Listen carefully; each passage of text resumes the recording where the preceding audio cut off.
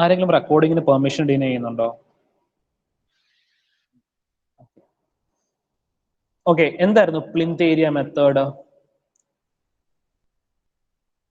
മറന്നുപോയോ? പറഞ്ഞേ.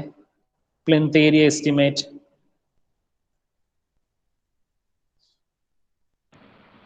Ground floor area including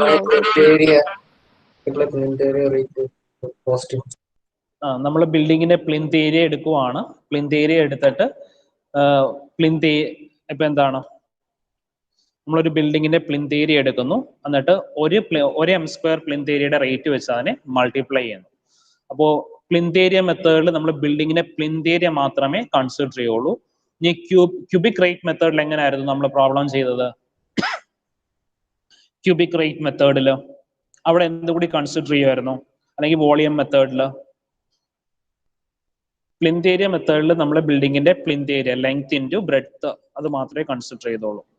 cubic rate മെത്തേഡിൽ നമ്മൾ എന്തൊക്കെ കൺസിഡർ ചെയ്തായിരുന്നു? ക്യൂബിക് റേറ്റ് മെത്തേഡ് ഹൈറ്റും കൂടി, ലെങ്തും ബ്രെഡ്ത്തും ബിൽഡിങ്ങിന്റെ ഹൈറ്റും കൂടി കൺസിഡർ ചെയ്തു. ഇപ്പൊ ബിൽഡിങ്ങിന്റെ ഹൈറ്റ് കൺസിഡർ ചെയ്യുമ്പോൾ എവിടം വരെ കൺസിഡർ ചെയ്തു? ഇപ്പൊ ഫ്ലാറ്റ് റൂഫ് ബിൽഡിംഗ് ആണെങ്കിൽ നമ്മൾ എവിടം വരെ കൺസിഡർ ചെയ്തു? ഫ്ലാറ്റ് റൂഫ് ബിൽഡിംഗ് ആണെങ്കിൽ എവിടം വരെ കൺസിഡർ ചെയ്തു?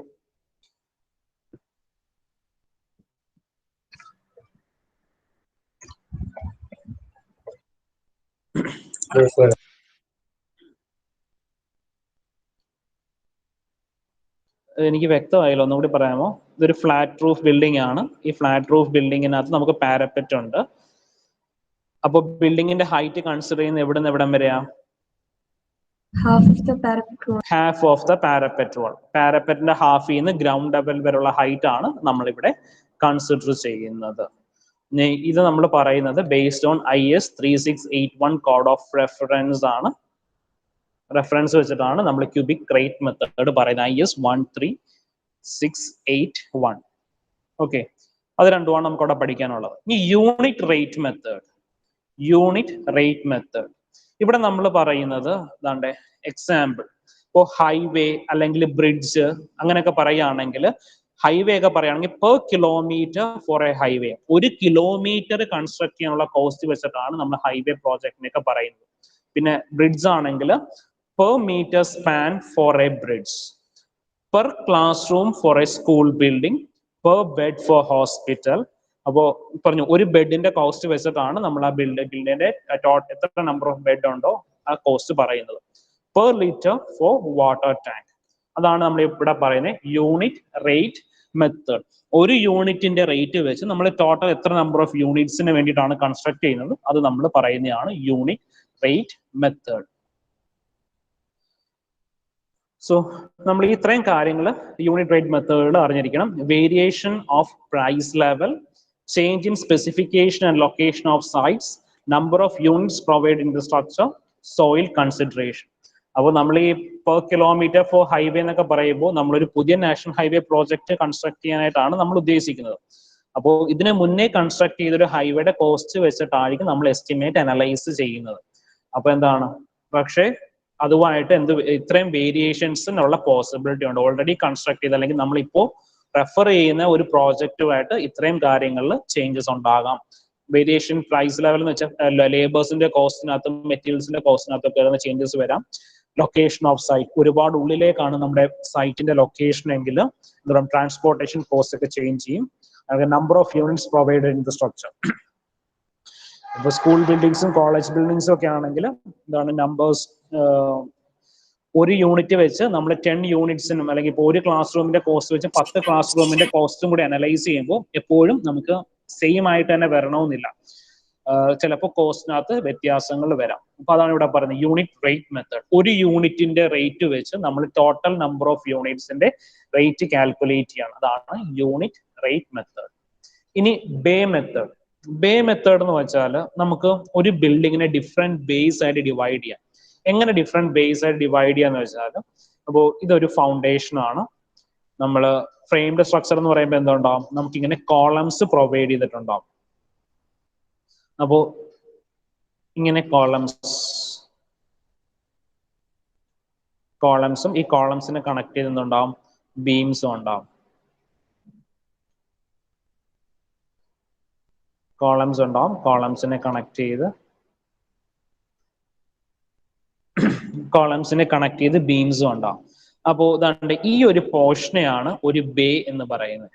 രണ്ട് കോളത്തിനിടയ്ക്കുള്ള ഒരു പോർഷനെയാണ് നമ്മൾ ബേ എന്ന് പറയുന്നത്. അപ്പോൾ ഇത്രയും പോർഷൻ കൺസ്ട്രക്ട് ചെയ്യാനുള്ള റേറ്റ്, ഫോർ എക്സാമ്പിൾ നമുക്ക് ഇത്രയും പോർഷൻ കൺസ്ട്രക്ട് ചെയ്യാൻ നമുക്കൊരു 2.5 lakh rupees വന്നു. 2.5 എന്ന് പറയുമ്പോൾ അതിന്റെ ഫർണിഷിംഗ് എല്ലാം ഉൾപ്പെടെയാണ് ഞാൻ പറഞ്ഞത് 2.5 lakhs.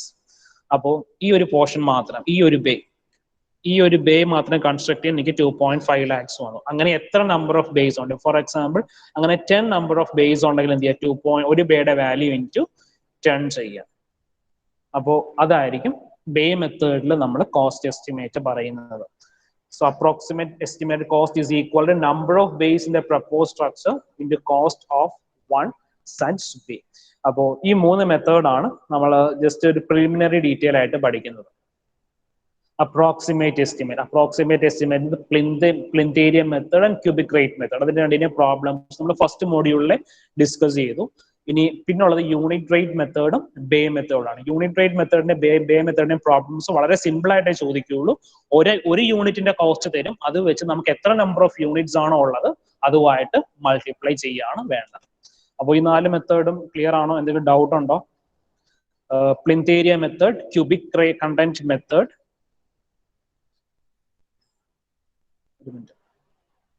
Plinth area method, cubic rate method, unit rate method and bay method.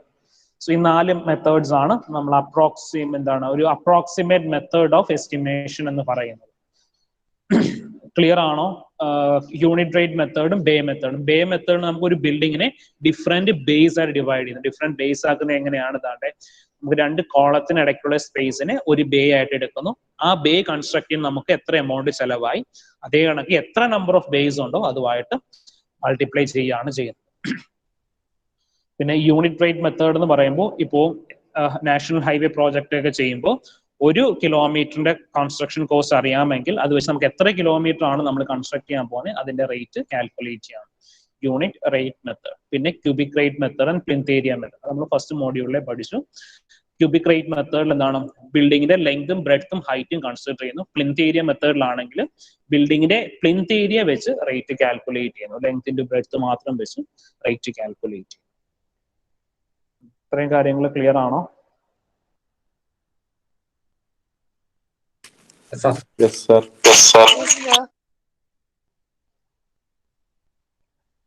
ഇനി നമ്മുടെ നെക്സ്റ്റ് ടോപ്പിക് ആണ് സ്പെസിഫിക്കേഷൻസ്. വളരെ ഇമ്പോർട്ടന്റ് ആണ് സ്പെസിഫിക്കേഷൻ. സ്പെസിഫിക്കേഷൻ എന്താണെന്ന് ഞാൻ ഫസ്റ്റ് ക്ലാസ്സിൽ പറഞ്ഞിരുന്നു. ഇത്രയേ ഉള്ളൂ സ്പെസിഫിക്കേഷൻ എന്ന് വെച്ചാൽ, ഇപ്പൊ നമ്മൾ ഒരു ബിൽഡിംഗ് കൺസ്ട്രക്ട് ചെയ്യാണ്. ഫോർ എക്സാമ്പിൾ ഞാൻ എൻ്റെ വീടിന്റെ ബ്രിക്ക് വാള് കൺസ്ട്രക്ട് ചെയ്യാണ്, ബ്രിക്ക് വർക്ക് ചെയ്യാണ്. അപ്പോൾ വാള് കൺസ്ട്രക്ട് ചെയ്യാനായിട്ട് ഞാൻ ഏത് ടൈപ്പ് ബ്രിക്ക് യൂസ് ചെയ്യും? ഏത് ടൈപ്പ് എന്ന് പറയുമ്പോൾ അത് എന്താണ്? സിമെന്റ് ബ്ലോക്ക് ആണോ, ചുടുകട്ടയാണോ, ഹോളോ ബ്ലോക്ക് ആണോ? അപ്പോൾ അതിനകത്ത് ഏത് ടൈപ്പാണ് നമ്മൾ യൂസ് ചെയ്യുന്നത്, അതിന്റെ ഡയമെൻഷൻ ഇത്രയാണ്, അതിന്റെ കംപ്രസീവ് സ്ട്രെങ്ത് ഇത്ര വരും, അങ്ങനെയുള്ള കാര്യങ്ങളൊക്കെ നമ്മൾ ഡീറ്റെയിൽ ആയിട്ട് നോക്കുന്നതിനെയാണ് സ്പെസിഫിക്കേഷൻ എന്ന് പറയുന്നത്. സ്പെസിഫിക്കേഷൻ. ഇനി നമ്മൾ ബ്രിക്ക് വർക്കിനകത്ത് എന്ത് ചെയ്യും? സിമെന്റ് മോട്ടാർ യൂസ് ചെയ്യും. ആ യൂസിന് സിമെന്റ് മോട്ടാറിനകത്ത് ഏത് ടൈപ്പ് സിമെന്റ് ആണ് യൂസ് ചെയ്യുന്നത്? Whether it is an ordinary Portland cement or Portland pozzolanic cement, അതേ കണക്ക് ഏത് ഗ്രേഡ് ഓഫ് സിമെന്റ് ആണ്? 53 ഗ്രേഡ് സിമെന്റ് ആണോ, 43 ഗ്രേഡ് സിമെന്റ് ആണോ, പിന്നെ ഏത് കമ്പനിയുടെ സിമെന്റ് ആണ്? അങ്ങനെയുള്ള കാര്യങ്ങളൊക്കെ ഇൻ ഡീറ്റെയിൽ ആയിട്ട് നമ്മൾ നോട്ട് ചെയ്യുന്നതിനെയാണ് സ്പെസിഫിക്കേഷൻ എന്ന് പറയുന്നത്. അപ്പോൾ ഓരോ വർക്കും അല്ലെങ്കിൽ ഓരോ കൺസ്ട്രക്ഷൻ വർക്കും ചെയ്യുന്ന മെറ്റീരിയൽസിന്റെ ഇൻ ഡീറ്റെയിൽസ് പറയുന്നതിനെയാണ് സ്പെസിഫിക്കേഷൻസ് എന്ന് പറയുന്നത്. അപ്പോൾ വളരെ ഇമ്പോർട്ടൻ്റ് ആയിട്ടുള്ള കൺസ്ട്രക്ഷൻ വർക്കും ഗവൺമെന്റ് വർക്കിനകത്തൊക്കെ സ്പെസിഫിക്കേഷൻസ് വളരെ ഇമ്പോർട്ടൻ്റ് ആണ്. അതെ, an engineering specification describes the nature and class of work, materials to be used in the workmanship required for completing an engineering project in accordance with drawing and details. So മെറ്റീരിയൽസും nature and class of work എന്ന് പറയുമ്പോൾ ചില works perform ചെയ്യാനായിട്ട് നമുക്ക് എന്ത് വേണം? മെഷീൻസിന്റെ ആവശ്യം ഉണ്ടാവും. ചിലപ്പോൾ മെഷീൻസ് വെച്ച് വർക്ക് ചെയ്ത് കഴിഞ്ഞാൽ നമുക്ക് പെട്ടെന്ന് കൺസ്ട്രക്ഷൻ വർക്ക് തീർക്കാൻ പറ്റും. ഇപ്പോൾ ready mix concreting, pumped concrete. ഇപ്പോൾ വലിയ ഒരുപാട് കോൺക്രീറ്റിംഗ് ഉള്ള സ്ഥലങ്ങളാണെങ്കിൽ നമ്മൾ ഹാൻഡ് മിക്സ് ചെയ്തും അല്ലെങ്കിൽ ഹാൻഡ് മിക്സ് ചെയ്യാനും അല്ലെങ്കിൽ കോൺക്രീറ്റ് മിക്സിംഗ് മെഷീൻ ഒക്കെ വെച്ച് കോൺക്രീറ്റിനൊക്കെ ഒരുപാട് സമയം എടുക്കും. അപ്പോൾ നമ്മൾ റെഡി മിക്സ് കോൺക്രീറ്റിംഗ് ആയിരിക്കും ചിലപ്പോൾ യൂസ് ചെയ്യുന്നത്, അല്ലെങ്കിൽ പമ്പ്ഡ് കോൺക്രീറ്റിംഗ് ഒക്കെ ആയിരിക്കും ചിലപ്പോൾ യൂസ് ചെയ്യുന്നത്. അതാണ് നമ്മൾ പറയുന്ന nature and class of work. ഇനി നെസസിറ്റി ഓഫ് സ്പെസിഫിക്കേഷൻ. അപ്പോൾ നെസസിറ്റി എന്തൊക്കെ എന്തിനാണ് നമ്മൾ സ്പെസിഫിക്കേഷൻസ് ചെയ്യുന്നത്? The cost of a unit quantity of work is governed by specification. അപ്പോൾ നമ്മൾ യൂസ് ചെയ്ത്, ഇപ്പൊ ഞാൻ നേരത്തെ പറഞ്ഞു നമ്മൾ ഒരു ബ്രിക്ക് വാൾ കൺസ്ട്രക്ട് ചെയ്യാൻ പോവാണ്. അപ്പോൾ ബ്രിക്ക് വാളിനകത്ത് ഇപ്പോ ഞാൻ യൂസ് ചെയ്യുന്നത് ചുടുകട്ടയാണ്. ചുടുകട്ടയുടെ കോസ്റ്റ് അല്ല സിമെന്റ് ബ്ലോക്കിന്, സിമെന്റ് ബ്ലോക്കിന്റെ കോസ്റ്റ് അല്ല ഹോളോ ബ്ലോക്കിന്. അപ്പോൾ നമ്മൾ ഏത് മെറ്റീരിയൽ ആണ് യൂസ് ചെയ്യുന്നത് വെച്ചാൽ ആ മെറ്റീരിയലിന് അനുസരിച്ചിട്ടായിരിക്കണം നമ്മൾ എന്ത് ചെയ്യേണ്ടത്, കോസ്റ്റ് എസ്റ്റിമേറ്റ് പ്രിപ്പയർ ചെയ്യേണ്ടത്. അതാണ് ഈ പറയുന്ന first point. The cost of a unit quantity of work is governed by specification. അതേ കണക്ക് തന്നെ specification describes quality and quantity of different materials. എന്താണ് ക്വാളിറ്റി ആൻഡ് ക്വാണ്ടിറ്റി? ഇപ്പൊ ഞാൻ നേരത്തെ പറഞ്ഞ എക്സാമ്പിൾ നോക്കാം. ഇപ്പൊ cement block, cement brick work use ചെയ്യുന്ന സിമെന്റ് ബ്ലോക്ക് എടുത്തു. അതേ കണക്ക് തന്നെ നമ്മുടെ ക്ലേ ബ്രിക്ക് അല്ലെങ്കിൽ ചുടുകട്ട എടുത്തു. ഏതിനായിരിക്കും സ്ട്രെങ്ത് കൂടുതലെന്ന് പറഞ്ഞേ? സിമെന്റ് ബ്ലോക്ക് നമ്മൾ യൂസ് ചെയ്യുന്ന സിമെന്റ് കട്ടയ്ക്കാണോ അതോ ചുടുകട്ടയ്ക്കാണോ? ഏതിനാ സ്ട്രെങ്ത് കൂടുതൽ?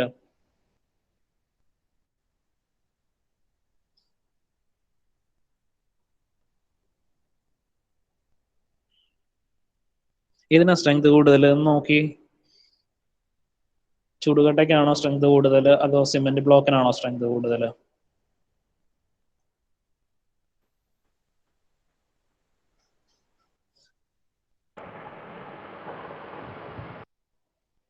എന്തെങ്കിലും ഒരു ആൻസർ പറ.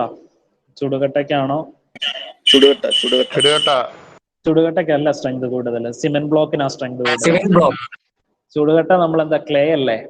അപ്പോ സ്ട്രെങ്ത് കൂടുതലും സിമെന്റ് ബ്ലോക്കിനായിരിക്കും.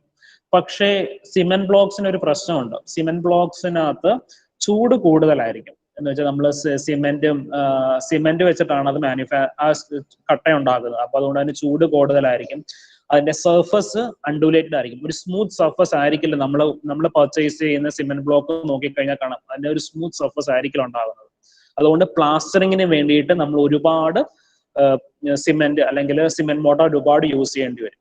അപ്പോൾ എന്താണ്, അവിടെ നമുക്ക് പ്ലാസ്റ്ററിങ് ഒരുപാട് ക്വാണ്ടിറ്റി വേണ്ടി വരും. പക്ഷേ നമ്മുടെ സാധാരണ യൂസ് ചുടുകട്ടയാണെങ്കിൽ അത്രയും ക്വാണ്ടിറ്റി ഓഫ് പ്ലാസ്റ്ററിങ് വേണ്ടി വരത്തില്ല. പിന്നെ റൂം കുറച്ചും കൂടി തണുപ്പായിട്ടായിരിക്കും കിട്ടുന്നത്. അപ്പോൾ അതാണ് നമ്മളിവിടെ പറഞ്ഞത്. Specification of A work are required to describe the quality and quantity. ഇനി ക്വാളിറ്റി ആൻഡ് ക്വാണ്ടിറ്റി, അപ്പോൾ ഓരോന്നിനും അതിൻ്റെതായ അഡ്വാൻറ്റേജും ഉണ്ട് ഡിസഡ്വാൻറ്റേജും ഉണ്ട്. ഇനി നമുക്ക് യൂഷ്വൽ ആയിട്ടുള്ള ബ്രിക്കിന്റെ ഡയമെൻഷൻ എന്ന് വെച്ചാൽ 19x9x9 സെന്റിമീറ്റർ ആണ്. 19x9x9 centimetre. 19x9x9 centimetre. അപ്പൊ നമുക്കൊരു ഹൈറ്റ് 9 സെന്റിമീറ്റേഴ്സ് ഒരു ചുടുകട്ട വെച്ച് കെട്ടിയാലേ നമുക്ക് കിട്ടുള്ളൂ. പക്ഷെ സിമെന്റ് ബ്ലോക്സ് അങ്ങനല്ല. സിമെന്റ് ബ്ലോക്സ് നമുക്ക് ഒരു 20 സെന്റിമീറ്റർ ഹൈറ്റിലൊക്കെ നമുക്ക് കിട്ടും. 30x20x20 സൈസിലൊക്കെ നമുക്ക് സിമെന്റ് ബ്ലോക്സ് നമുക്ക് കാസ്റ്റ് ചെയ്തെടുക്കാൻ പറ്റും. അപ്പോ എന്താണ്, നമുക്ക് സിമെന്റ് ബ്ലോക്ക് ആണ് യൂസ് ചെയ്യുന്നതെങ്കിൽ ക്വാണ്ടിറ്റി കുറച്ച് മതിയാവും കമ്പയറിങ് ടു ക്ലേ ബ്രിക്ക്. ചുടുകട്ടയിലേക്കാളും ക്വാണ്ടിറ്റി കുറച്ച് മതിയാവും നമ്മളിപ്പോ സിമെന്റ് ബ്ലോക്ക് ആണ് യൂസ് ചെയ്യുന്നതെങ്കിൽ. അപ്പൊ ക്വാണ്ടിറ്റി കുറച്ച് മതിയാവും. പക്ഷെ ഡിസഡ്വാൻറ്റേജ് എന്ന് പറയുമ്പോൾ എന്താണ്, സർഫസ് റഫ് ആണ്. സർഫസ് റഫ് ആയതുകൊണ്ട് നമുക്ക് പ്ലാസ്റ്ററിങ് ഒരുപാട് ക്വാണ്ടിറ്റീസ് വേണ്ടി വരും. അപ്പോൾ നമ്മൾ ഏത് മെറ്റീരിയൽ ആണെന്ന് ഐഡന്റിഫൈ ചെയ്യാം. മെറ്റീരിയൽ ഐഡന്റിഫൈ ചെയ്ത് അതിന്റെ ക്വാണ്ടിറ്റിയും ക്വാളിറ്റിയും ഒക്കെ പറയാം. അത് സ്പെസിഫിക്കേഷൻസിനകത്താണ് പറയുന്നത്. ഈ specification describe the workmanship and method of doing work. Workmanship, അപ്പോൾ നമുക്ക് എന്ത് ടൈപ്പ് വർക്ക്, ഫോർ എക്സാമ്പിൾ നമ്മൾ ഇപ്പോൾ എർത്ത് വർക്ക് എക്സ്കവേറ്റ് ചെയ്യാണ് ഫോർ ഫൗണ്ടേഷൻ കൺസ്ട്രക്ട് ചെയ്യാം. അപ്പൊ നമ്മൾ യൂഷ്വലി എന്താ ചെയ്യുന്നത്, നമുക്ക് നാട്ടിൻപുറങ്ങളിലൊക്കെ ആണെങ്കിൽ 2 കൂലീസ് നിന്ന് വാനം തോണ്ടുമായിരിക്കും, അല്ലെങ്കിൽ എർത്ത് വർക്ക് എക്സ്കവേറ്റ് ആയിരിക്കും ചെയ്യുന്നത്. പക്ഷെ എന്തുണ്ട്, നമുക്ക് ഒന്നുകിൽ എക്സ്കവേറ്റേഴ്സ് അല്ലെങ്കിൽ JCB പോലുള്ള മെഷീൻസ് യൂസ് ചെയ്ത് എക്സ്കവേഷൻ നടത്താം. അപ്പൊ അതൊക്കെയാണ് നമ്മൾ ഈ പറയുന്ന 3ാമത്തെ പോയിന്റിൽ വരുന്നത്. ഇനി 4th പോയിന്റിൽ, as the rate of work is based on specification, a contractor can calculate the rate of various items of work in tender. അപ്പോൾ നമ്മൾ ഏത് ടൈപ്പ് വർക്ക്, ഏത് ടൈപ്പ് മെറ്റീരിയൽ, അങ്ങനെയാണ് നമ്മൾ എന്ത് ചെയ്യുന്നത്, ഒരു ബിൽഡിങ്ങിന്റെ കോസ്റ്റ് എസ്റ്റിമേറ്റ് പ്രിപ്പയർ ചെയ്യുന്നത്. ഇതാണ്. പിന്നെ പറയുന്നതാണ് എക്യുപ്മെന്റ്, ടൂൾസ് ആൻഡ് പ്ലാൻസ്. നമ്മൾ ഏതൊക്കെ എക്യുപ്മെന്റ്സ് യൂസ് ചെയ്യണം, ഏതൊക്കെ എന്താണ് ഇപ്പോൾ കോൺക്രീറ്റ് മിക്സിംഗ് പ്ലാന്റിന്റെ ആവശ്യമുണ്ടോ, അതൊക്കെയാണ് നമ്മൾ അഞ്ചാമത്തെ പറയുന്ന പോയിന്റ്. സ്പെസിഫിക്കേഷൻസിനകത്താണ് ഈ കാര്യങ്ങളെല്ലാം നമ്മൾ ഡിസൈഡ് ചെയ്യുന്നത്. The last and important point, specification is an essential contract document and is required for arbitration or court cases. അപ്പോൾ നമ്മളൊരു ഗവൺമെന്റ് വർക്ക് ഒക്കെയാണ് ചെയ്യുന്നതെങ്കിൽ ഗവൺമെന്റ് വർക്കാണ് നമ്മൾ സ്പെസിഫിക്കേഷൻസ് ഇൻ ഡീറ്റെയിൽ ആയിട്ട് കൊടുക്കണം. എന്നാൽ മാത്രമേ ഇൻ കേസ് നമ്മൾ ഇനി ഒരു കാലത്ത് എന്തെങ്കിലും കോർട്ട് എന്തെങ്കിലും നമ്മുടെ കൺസ്ട്രക്ട് ബിൽഡിങ്ങിന്റെ പേരിൽ എന്തെങ്കിലും ഡിഫക്ട്സോ അല്ലെങ്കിൽ അതിന്റെ പേരിൽ നിന്ന് കേസോ വന്നു കഴിഞ്ഞാൽ നമ്മൾ നമ്മുടെ സ്പെസിഫിക്കേഷൻ അതായിരുന്നു, ആ രീതിയിലാണ് നമ്മൾ ബിൽഡിംഗ് കൺസ്ട്രക്ട് ചെയ്തിരുന്നത്. അല്ലെങ്കിൽ സ്പെസിഫിക്കേഷൻസിനകത്ത് ഒരു വ്യത്യാസം വരുത്താതെ വേണം നമ്മൾ എന്ത് ചെയ്യേണ്ടത്, ബിൽഡിംഗ് കൺസ്ട്രക്ട്. അത് എന്തെങ്കിലും വ്യത്യാസം വന്നു കഴിഞ്ഞാൽ അത് നമുക്ക് കോൺട്രാക്ടർക്കെതിരെ കേസിന് പോകാനുള്ള സാധ്യതകളൊക്കെ ഉണ്ടാവും. അത് വളരെ ഇമ്പോർട്ടൻ്റ് ആണ്. അപ്പോൾ പാലാരിവട്ടം പാലം ചെയ്തപ്പോൾ അതിന് വേണ്ടിരുന്ന മിക്സ് ഡിസൈനിലല്ല കോൺക്രീറ്റ് ചെയ്തിരുന്നത്, മിക്സ് പ്രപ്പോർഷൻ പറഞ്ഞിരുന്ന രീതിയിലല്ല, അതിന്റെ സ്പെസിഫിക്കേഷനകത്ത് പറഞ്ഞിരുന്ന മിക്സ് പ്രപ്പോർഷൻ അല്ല അത് പാലം കൺസ്ട്രക്ട് ചെയ്യാൻ വേണ്ടി കൺസ്ട്രക്ട് ചെയ്ത സമയത്ത് യൂസ് ചെയ്തിരുന്നത്. അപ്പോൾ അതുകൊണ്ടാണ് അത് ആദ്യം ചെയ്തപ്പോൾ ഫെയിൽ ആയി പോയത്. ഇനി ഹൗ ടു റൈറ്റ് സ്പെസിഫിക്കേഷൻ. അപ്പോൾ സ്പെസിഫിക്കേഷനകത്ത് എന്തൊക്കെ ഡീറ്റെയിൽസ് ഇൻക്ലൂഡഡ് ആണ്? First one, description of materials. അപ്പോൾ ഞാൻ പറഞ്ഞു ഡിസ്ക്രിപ്ഷൻ ഓഫ് മെറ്റീരിയൽസിനകത്ത് quality, size, proportion of mixing, അതായത് കോൺക്രീറ്റ് ഒക്കെ ആണെങ്കിൽ ഏത് ഗ്രേഡ് ഓഫ് കോൺക്രീറ്റിംഗ്, ഏത് മിക്സ് ആണ് യൂസ് ചെയ്യേണ്ടത്, 1:1, 1.5:3. ഒരുപാട് മിക്സ് പ്രപ്പോർഷൻ ഉണ്ടല്ലോ, 1:M20, M15, M30 എന്നൊക്കെ പറഞ്ഞു. അതിനകത്ത് ഏത് മിക്സ് പ്രപ്പോർഷൻ ആണ് നമ്മൾ യൂസ് ചെയ്യേണ്ടതെന്നാണ് അവിടെ പറയുന്നത്. നെക്സ്റ്റ് പറയുന്നത് വർക്ക്മാൻഷിപ്പ്. തേർഡ് പറയുന്നത് ടൂൾസ് ആൻഡ് പ്ലാൻസ്. എന്തൊക്കെ എക്യുപ്മെന്റ്സ് യൂസ് ചെയ്യുന്നുണ്ട് അതാണ് നമ്മൾ പറഞ്ഞ tools and plans. Protection of new work. നമ്മളിപ്പോൾ ഒരു കോൺക്രീറ്റ് വർക്ക് കൺസ്ട്രക്ട് ചെയ്ത് കഴിഞ്ഞാൽ അതിനെ നമുക്ക് എങ്ങനെ സേഫ് ആയിട്ട് നിർത്താം. കോൺക്രീറ്റ് 28 days കഴിയുമ്പോഴേ അതിന്റെ സ്ട്രെങ്ത് അച്ചീവ് ചെയ്യുള്ളൂ. അപ്പോൾ അതുവരെ നമുക്ക് അതിനെ ആ സ്ട്രക്ചറിനെ എങ്ങനെ സേഫ് ആയിട്ട് നിർത്താം.